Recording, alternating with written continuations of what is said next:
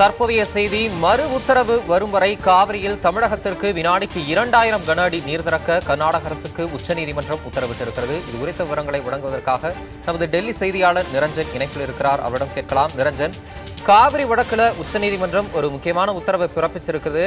இந்த உச்சநீதிமன்ற உத்தரவு குறித்த விவரங்களை சொல்லுங்க. இந்த காவிரி வழக்கில் காவிரி நடுவர்மன்ற இறுதி தீர்ப்புக்கு எதிரான வழக்குகளை தொடர்ந்து விசாரிப்பதற்கு உச்சநீதிமன்றத்திற்கு அதிகாரம் இருக்கிறது என்று கூறிய பின்னர் உச்சநீதிமன்றம் இந்த வழக்கினை தற்பொழுது எடுத்திருக்கின்றார்கள்.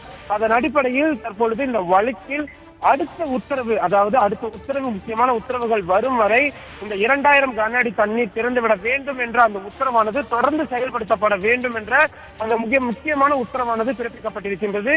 கர்நாடக அரசின் சார்பில் இன்றைய தினம் இந்த உச்சநீதிமன்றத்தில் இந்த வழக்கு விசாரணையின் பொழுது கர்நாடகத்தின் மூத்த வழக்கறிஞராக இருக்கக்கூடிய பாலி நாரிமன் அவர்கள் தமிழகத்திற்கு தேவையான தண்ணீரை தொடர்ந்து திறந்துவிட்டுக் கொண்டேதான் இருக்கின்றோம், இதில் எந்த விதமான சமரசமும் இல்லை, வருகின்ற ஜனவரி 31ஆம் தேதிக்குள் நாங்கள் இந்த முழுமையான தண்ணீர் அனைத்தையும் கொடுத்து விடுவோம், அதில் ஒரு டிஎம்சிக்கும் குறைவான தண்ணீர் தான் மீதம் இருக்கும், அது தற்பொழுது பருவமழை பொய்த்து விட்டது என்ற காரணத்தினால் தான் அந்த காரணமாக இருக்கின்றது என்று கூறியிருக்கின்றார்கள்.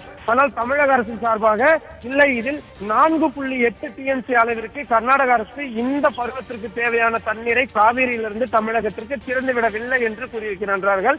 அதன் அடிப்படையில் தான் தற்பொழுது உச்சநீதிமன்றமானது அந்த 2000 கன அடி தண்ணீர் திறந்துவிட வேண்டும் என்ற அந்த உத்தரவானது தொடர்ந்து செயல்படுத்தப்பட வேண்டும் என்று தற்பொழுது உத்தரவானது பிறப்பிக்கப்பட்டிருக்கின்றது.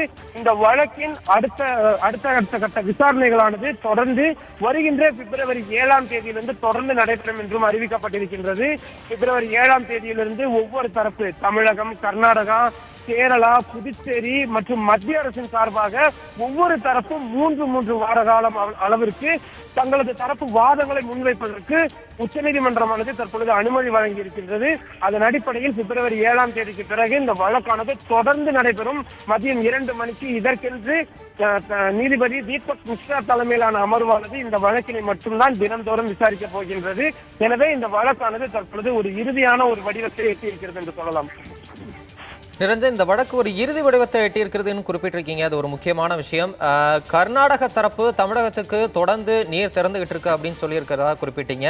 தமிழக தரப்பு முறையான தண்ணீர் திறந்து விடப்படலை அப்படின்ற ஒரு குற்றச்சாட்டை முன் வச்சிருக்கிறாங்க. தற்போது மறு உத்தரவு வரும் வரை 2000 கன அடி நீர் திறக்க கர்நாடக அரசுக்கு உத்தரவிட்டிருக்கிற நிலையில ஏற்கனவே இதுபோன்ற உத்தரவுகள் பிறப்பிக்கப்பட்டு கர்நாடகா தண்ணீர் திறக்கல.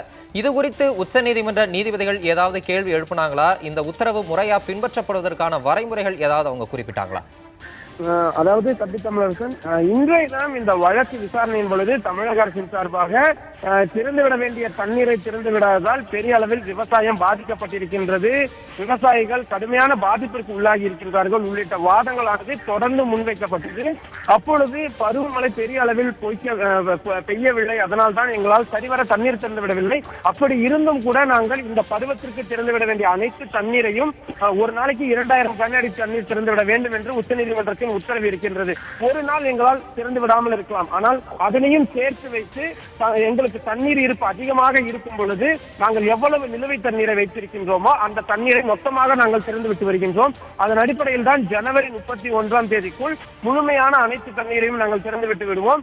ஒருவேளை இந்த 1 டிஎம்சி அளவிற்கு குறைவான தண்ணீர் தான் இருக்கும் என்று அவர்கள் வாதிட்டார்கள். அப்பொழுது உச்சநீதிமன்றத்தில் நீதிபதியாக இருக்கக்கூடிய தீபக் மிஸ்ரா 1 டிஎம்சி என்றால் எவ்வளவு தண்ணீர் வரும் என்று கேட்டார்கள். அதற்கு 11000 கன அடி தண்ணீர் என்று கூறிய பொழுது அவரே சற்று புருவத்தை உயர்த்தி இவ்வளவு தண்ணீர் நிலுவையில் இருக்குமா என்ற ஒரு கேள்வி தோணியில் தான் அவர் தொடர்ந்து அந்த வாதங்களை தொடர்ந்து கேட்டு வந்தார்.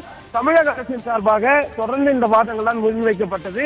ஆனாலும் கூட தற்பொழுது இந்த விஷயத்தில் உச்சநீதிமன்றத்தின் தலையீடு தற்பொழுது ஆரம்பித்திருப்பதன் காரணமாக அதிரடியாக எந்த விதமான பெரிய அளவிலான முடிவுகள் எதையும் தெரிவிக்க முடியாது என்பதும் நிதர்சனமாக பார்க்கப்பட்டு வருகின்றது. அதனால் தான் தற்பொழுது வழக்கானது பிப்ரவரி 4க்கு ஒத்திவைக்கப்பட்டிருக்கின்றது. ஆனால் தற்பொழுது பருவமழை பொய்த்து தொடர்ந்து இருக்கும் பட்சத்தில் கர்நாடக அரசு இருக்கின்ற தண்ணீரையும் திறந்து விடாத ஒரு சூழ்நிலை இருக்கும். அவ்வாறு தண்ணீர் திறந்து விடவில்லை என்றால் தற்பொழுது தமிழகத்தில் இருந்து வரக்கூடிய விவசாயிகளின் இந்த துயர் நிலையானது தொடரும் ஒரு நிலைதான் உருவாகும். தமிழ்